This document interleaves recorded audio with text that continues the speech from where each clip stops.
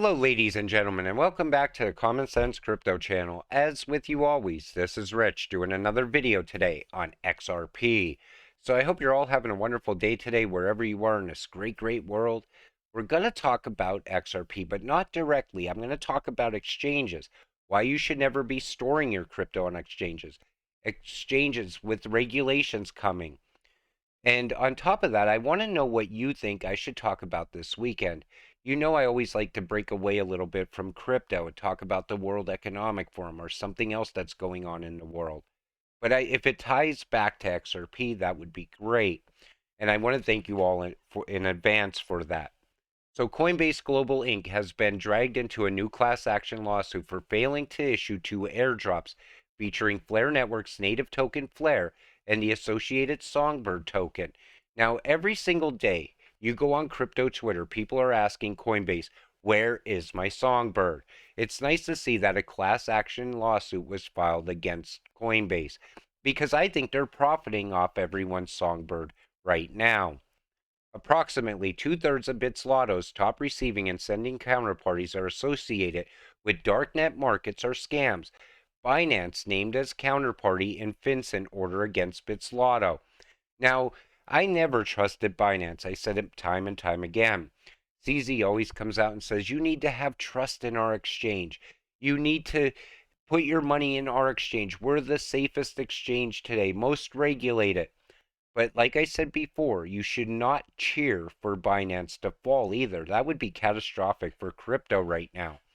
But as he says that, then you see something like this. Binance, the world's largest crypto exchange, was named as a counterparty in an order against the little-known cryptocurrency exchange BitSlotto, accused of laundering $700 million by the U.S. authorities on Wednesday.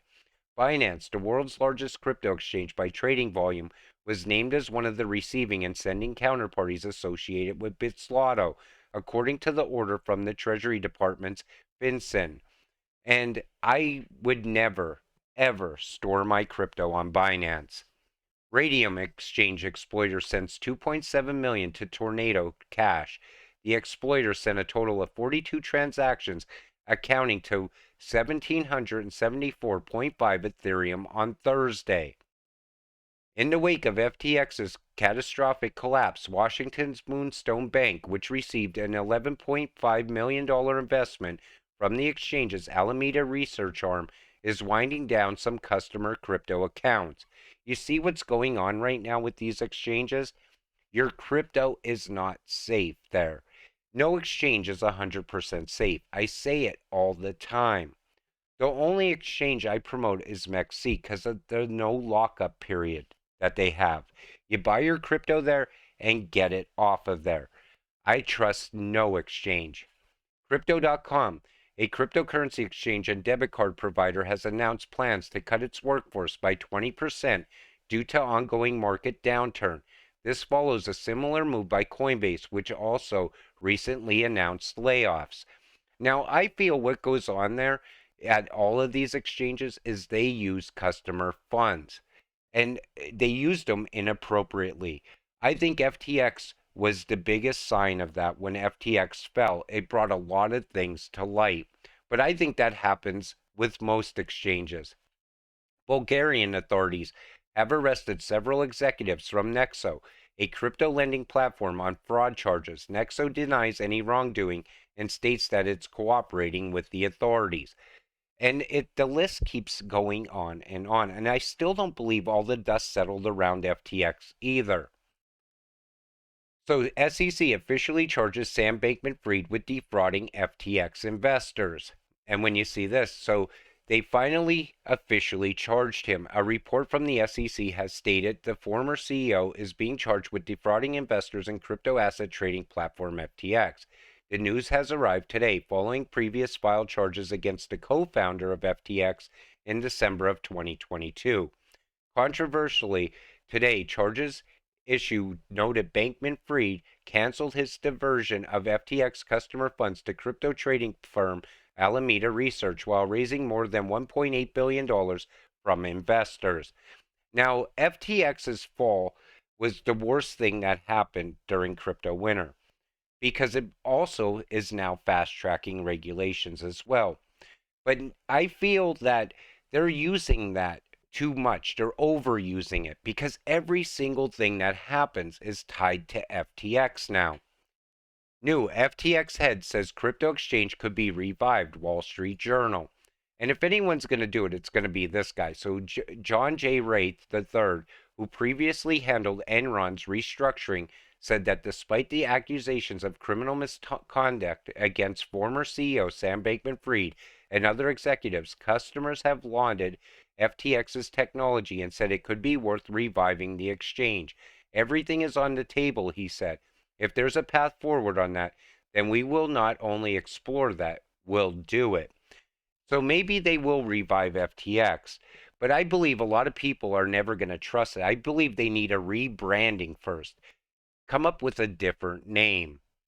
I've just updated my webpage with some great articles, and we see here, analyst, in crypto exchange crackdown, U.S. government debuts 2 new tools. The Biden administration debuted a new power yesterday for fighting Russian cybercrime and rolled out the first major public move of a new government team devoted to battling illicit use of cryptocurrency. Both steps came as part of an international effort to punish BitSlotto, a cryptocurrency exchange that U.S. authorities say help criminals profit from ransomware attacks and drug trafficking. Just take notice how they always tie crypto to money laundering, drug trafficking, ransomware attacks. So the results include the arrest of exchange's founder, the cutoff of that exchange from U.S. financial system. It's really evident that they are rolling out both, not only new soldiers, but also new weapons against crypto fraud and crime. So I feel what's going on here is this. Anytime they see anything tied to crypto, they want to attack it because they have to keep the narrative going for all the people outside of crypto right now. If you weren't invested in crypto when you were, most likely you would never get into crypto, period, at a time like this. Because anytime you turn on Fox News, MSNBC, CNBC, doesn't matter. The whole narrative around crypto is it's tied to the dark web, it's tied to money laundering and drugs. The narrative needs to shift, and when it does, that's when I believe crypto will start to take off again. There are no regulations that prevent crypto exchanges from operating on a fractional reserve basis, whereby they lend out customers' assets, hence why regulation is both desperately needed and coming. We need to have these exchanges stop playing with retail investors' money. That's what it comes down to. That's why it's so important to have regulations put in place. But again, the right regulations. The Securities and Exchange Commission of Thailand has issued regulations for custodians within the crypto space operating in the jurisdiction. Thailand's SEC new regulation for crypto custodians require contingency plan. They want to treat exchanges the same way they treat banks. So crypto regulations around the world, let's see where we're at. Now, in the US, process initiated are not regulated. We have nothing put in place yet around crypto because everybody seems to be dropping the ball. Elizabeth Warren's only worried about collecting tax money. When they start really worrying about the people who work hard for their money and invest in crypto, that's when they could get regulations right. Until then, they need to stop looking at the institutional investors only. They need to look at everyone inside of crypto. British government considers adopting broader crypto regulations than the EU. Now, I feel over in the UK, they're fast tracking a lot of things. They want to become the crypto hub of the world, and they're pushing forward at the fastest pace. I think the US needs to catch up. I think we need innovation to push forward. Bitcoin evangelist Michael Saylor says clear crypto regulations would speed institutional adoption. Stop selling your Bitcoin to whales. And I feel Michael Saylor is probably the worst evangelist in all of crypto. He's telling people they need to be buying Bitcoin even when it's at the top because it's going to go much higher. Meanwhile, he's selling his Bitcoin off. And I think he knows Bitcoin doesn't have a place in the future. Everything is pushing and gearing up towards utility. When the banks aren't talking about Bitcoin, that's time to get away from Bitcoin. CFTC boss calls for uniformed crypto regulations worldwide. She says that she wants regulators to be creative, and they should need to create new laws that guard areas of the crypto sector that are not connected with finances. She clarifies that she expects regulators in the U.S. to make better and clearer laws for the industry this year. She claims that once this is achieved, it could help traders and firms be at peace by knowing what laws work for different instruments. Pham also said that the industry is always evolving, so regulators should not be okay with the existing laws. I think what we need to happen here is this. Before innovation can move forward, we know regulations have to come.